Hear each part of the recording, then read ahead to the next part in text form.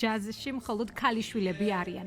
ხოლო ბათუმის დრამატულ თეატრში პრემიერა გაიმართება იზი დაიმონდისა და ბილე უოლდერის პიესის მიხედვით დადგმული წარმოდგენა მაყურებელს წარუდგენს ამბავს, რომელიც 30-იანი წლების ჩიკაგოში ხდება.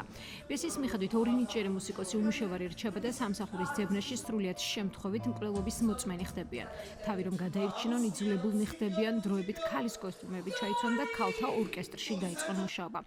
აქედან იწყება მათი სასიყვარულო და კომედიური თავგადასავლები, რომელიც ბედნიერად სრულდება. პარალელურად თეატრალური დასი გასტროლისთვის ემზადება 23 მაისს დასის სპექტაკლს ყაზახეთის მაყურებელს წარუდგენს. ჩვენ გადავწყვიტეთ, რომ განგვეხორციელებია ბათუმის თეატრში, ეს არის კომედიური ჟანრის, კომედიური მუსიკალური, ესეთი ქორეოგრაფიული ჟანრის, ფარსი და კომედია ჟანრი ესე შევაერთეთ.